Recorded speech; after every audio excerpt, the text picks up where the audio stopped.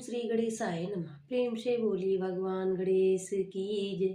भगवान भोलेनाथ की जय। माता पार्वती की जय। सर्व देवी देवताओं की जय हो। प्रिय भक्तों, आज है माघ मास के 7वां दिन और हम सब सुनेंगे माघ मास 7वें अध्याय की कथा। कथा सुनने से पहले हम सब सुनेंगे गणधन। ओम श्री गणेशाय नमः। प्रेम से बोली भगवान गणेश की जय। भगवान भोलेनाथ की जय। माता पार्वती की जय। सर्व देवी देवताओं की जय। प्रिय भक्तों, आप सभी के अपने YouTube चैनल भक्ति प्रेम रक्षा में बहुत बहुत स्वागत है। आइए हम सब सुनेंगे आज माघ मास महात्म्य के 7वें अध्याय की कथा। और कथा सुनने से पहले हम सब सुनेंगे घर में अन्न धन और सुख समृद्धि के भंडार भरने वाली सीता नितनेम की कथा। उसके बाद माघ मास महात्म्य की कथा हम सब सुनेंगे।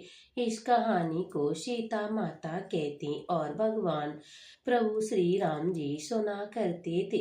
एक दिन की बात है, भगवान श्री राम जी को कहीं बाहर के लिए जाना पड़ा और सीता माता कहने लगी, हे भगवान, मेरा तो 12 वर्ष का नितनेम है और आप बाहर जाएंगे तो मैं अपनी कहानी किसको सुनाऊंगी। तब भगवान श्री राम जी ने कहा, हे सीते, तुम कुएं पर की बैठ जाना जाकर और वहाँ पर जो भी औरतें पानी भरने को आएंगी तुम अपनी कहानी उनको सुना देना।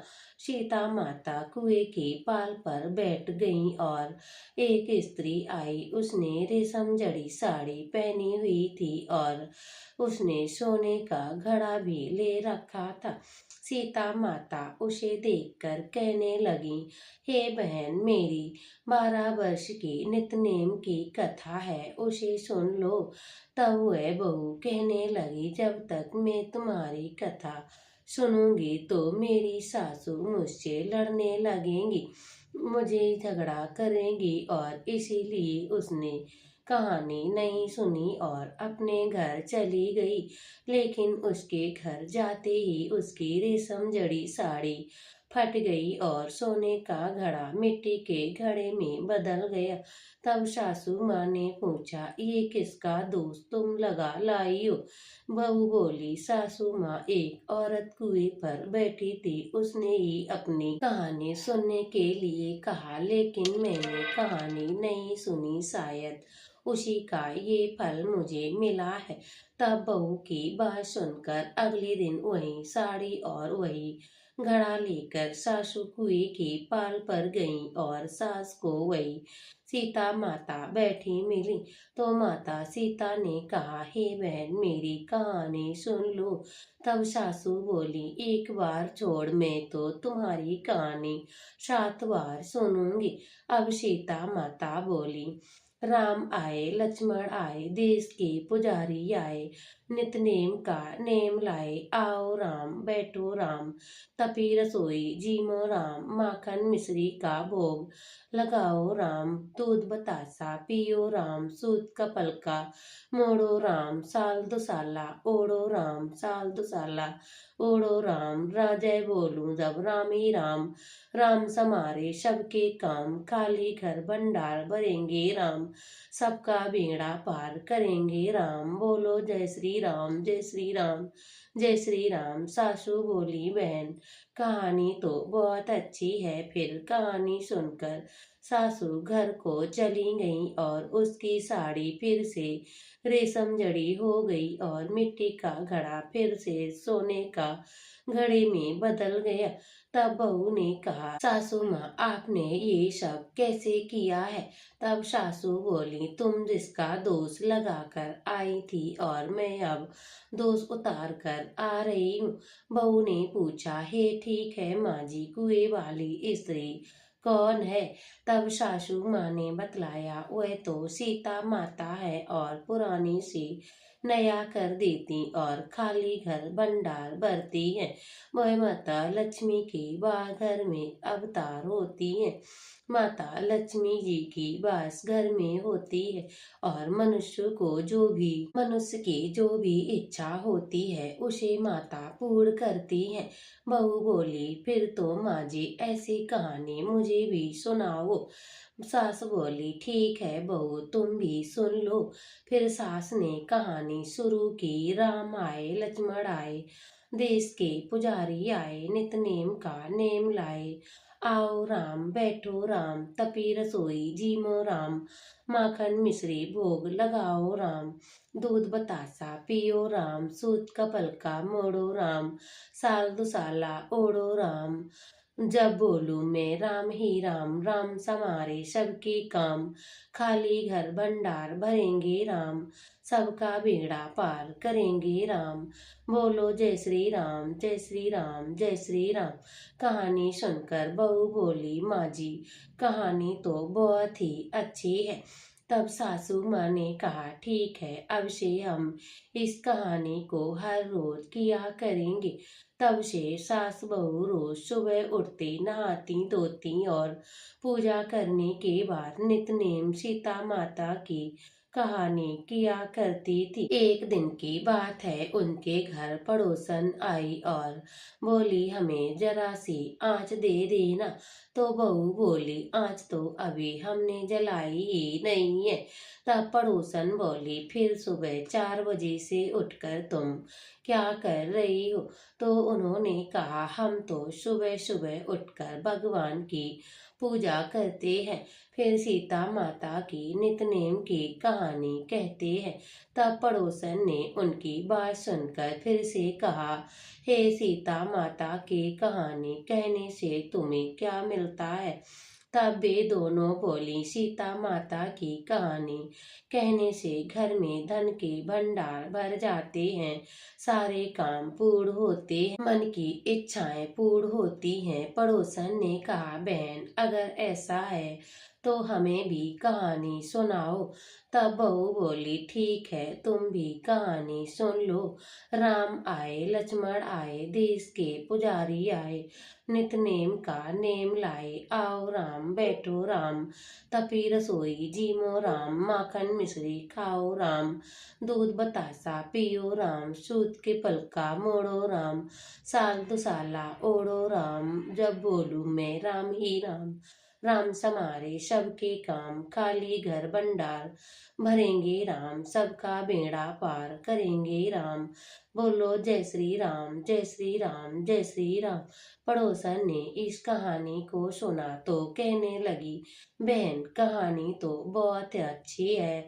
अब तो वह पड़ोसन भी नित्य नेम सीता माता की कहानी कहने लगी। कहानी कहने से सीता माता ने पड़ोसन के भी घर में धन धान के भंडार भर दिए। देखते देखते सब पूरे मोहल्ले की महिलाएं नित्य नेम की कथा कहने लगी और हर किसी की मनोकामना पूर्ण होने लगी। हे सीता माता, जैसे आपने उन सभी के भंडार भरे हैं वैसे ही हमारे भी भरना। कहानी कहने वाले, सुनने वाले और हुकारा भरने वाले सबकी मनोकामना पूर्ण करना। तो प्रेम से बोलिए सीता माता की जय, भगवान श्री राम की जय। प्रिय भक्तों, अब हम सब सुनते हैं माघ मास के 7वें अध्याय की कथा। चित्रगुप्त ने उन दोनों को कर्मों की आलोचना करके दूतों से कहा कि बड़े भाई कुंडल को घोर नरक में डालो और दूसरे भाई विकुंड को स्वर्ग में ले जाओ, जहाँ उत्तम भोग है। तब एक दूत ने कुंडल को नरक में फेंकने के लिए ले गया और दूसरा दूत बड़ी नम्रता से कहने लगा, हे विकुंडल, चलो तुम अच्छे कर्मों से स्वर्ग को प्राप्त होकर अनेक प्रकार के भोगों को भोग लो। तब वे कुंड बड़े विस्मय के साथ मन में संशय धारण कर दूत से कहने लगा, हे यमदूत, मैंने मन में बड़ी भारी शंका उत्पन्न हो रही है, अतः मैं तुमसे कुछ पूछना चाहता हूँ। कृपया करके मेरे प्रश्नों का उत्तर दो।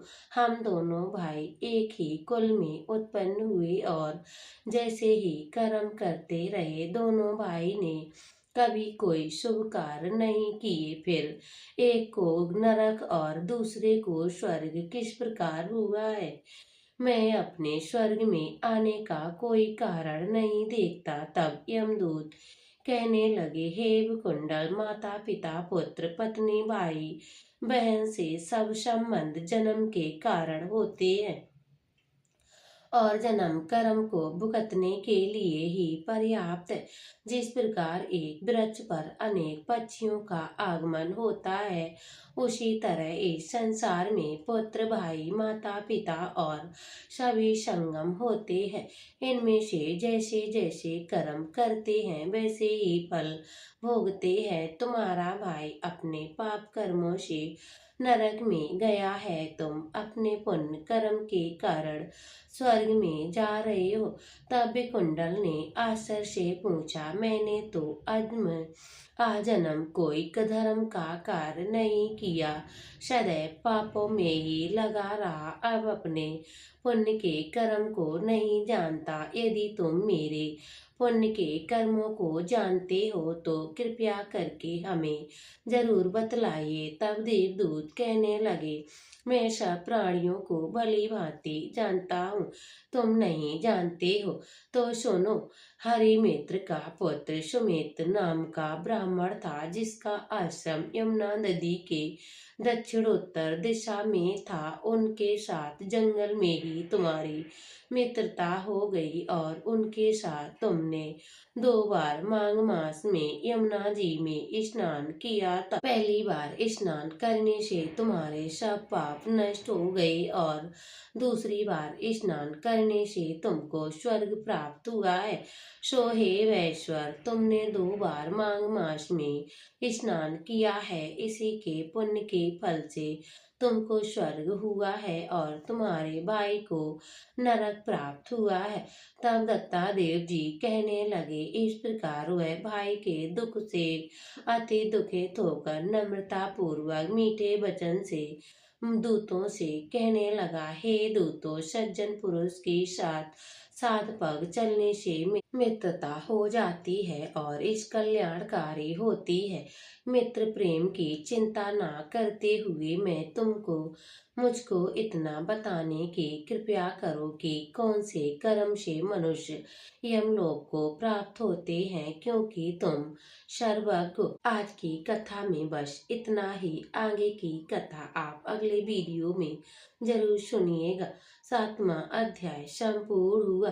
तो प्रेम से बोलिए भगवान श्री गणेश की जय, भगवान भोलेनाथ की जय, माता पार्वती की जय, सर्व देवी देवताओं की जय हो।